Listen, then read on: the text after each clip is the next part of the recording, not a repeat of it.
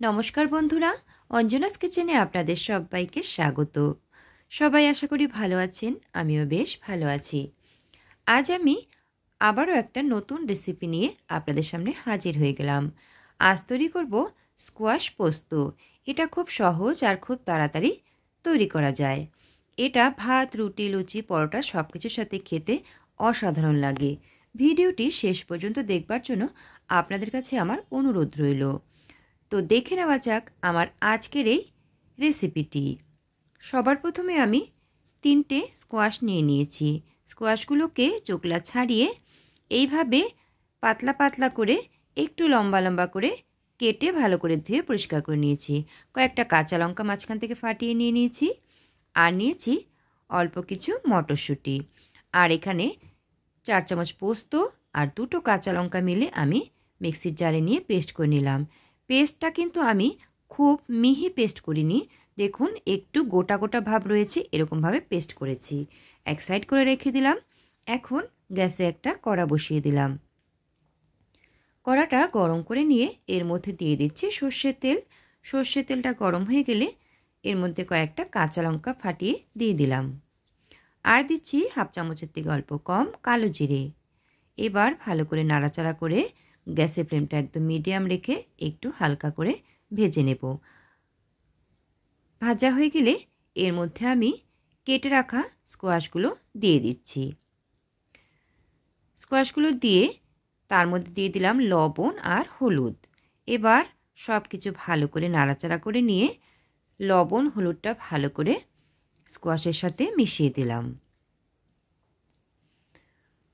লবণ হলুদ ভালো করে মেশানো হয়ে গেলে আমি এর মধ্যে দিয়ে দিচ্ছি ছাড়িয়ে রাখা মটরশুঁটিগুলো। এখন এর মধ্যে দিয়ে দেব অল্প পরিমাণে চিনি। এবার সব কিছু একসাথে ভালো করে মিশিয়ে নিয়ে একটু সময় ধরে নাড়াচাড়া করে নিতে হবে।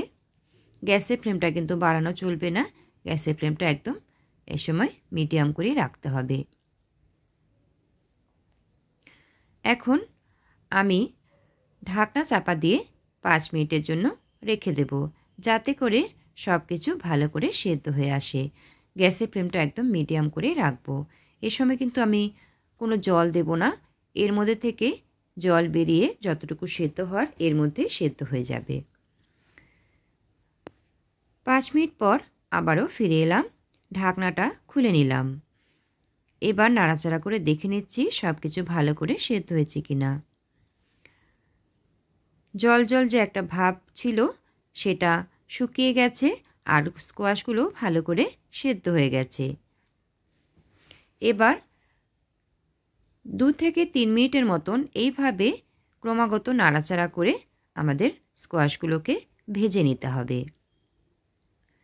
দেখুন খুব সুন্দরভাবে স্কোয়াশগুলোকে আমি ভেজে নিয়েছি। এবারে পোস্তর যে পেস্টটা তৈরি করে রেখেছিলাম সেটা আমি এর মধ্যে দিয়ে দিলাম। এর মধ্যে আর কোনো জল আমি দেব না। এইভাবে পোস্তগুলো দিয়ে আমি নাড়াচাড়া করে ভালো করে মিশিয়ে দিচ্ছি। গ্যাসের ফ্লেমটা মিডিয়াম রেখেই আমি এইভাবে ক্রমাগত নাড়াচাড়া করে 2 বার 3 বার উল্টে পাল্টে আমি আরেকটু ভেজে নেব, যাতে করে একটু শুকনো শুকনো ঝুরঝুরে ভাব হয়ে আসে। পোস্তর পেস্টটা দেওয়ার পর একটু জল জল ভাব থাকবে, সেটাকে একটু শুকিয়ে একটু ঝুরঝুরে ভাব করে নিয়ে ভেজে নেব। মোটামুটি আরও 3 মিনিটের মতন এইভাবে উল্টে পাল্টে নাড়াচাড়া করে ভেজে নিলেই আমাদের স্কোয়াশ পোস্তের রেসিপিটা সম্পূর্ণভাবে তৈরি হয়ে যাবে।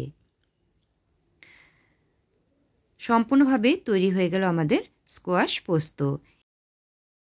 এবারে পরিবেশন করবার জন্য অন্য একটা পাত্রে অল্প অল্প করে তুলে নিচ্ছি। কেমন লাগলো আমার এই রেসিপিটি বন্ধুরা অবশ্যই জানাবেন। আর আপনারা নিরামিষ দিনে একবার হলেও এই রেসিপিটি বাড়িতে বানিয়ে দেখবেন।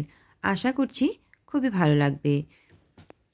আর ভিডিওটি ভালো লাগলে লাইক শেয়ার করে দেওয়ার জন্য অনুরোধ রইল। আর নতুন বন্ধুরা আপনারা যদি ফেসবুক থেকে দেখে থাকেন তাহলে পেজটিকে ফলো করে দিয়ে পাশে থাকবার জন্য অনুরোধ রইল। আর যদি ইউটিউব থেকে দেখে থাকেন তাহলে চ্যানেলটিকে সাবস্ক্রাইব করে দিয়ে পাশে থাকবার জন্য অনুরোধ রইল। আজকের মতন এখানেই শেষ করছি। আবারও দেখা হবে অন্য কোনো রেসিপিতে বা অন্য কোনো দিনে।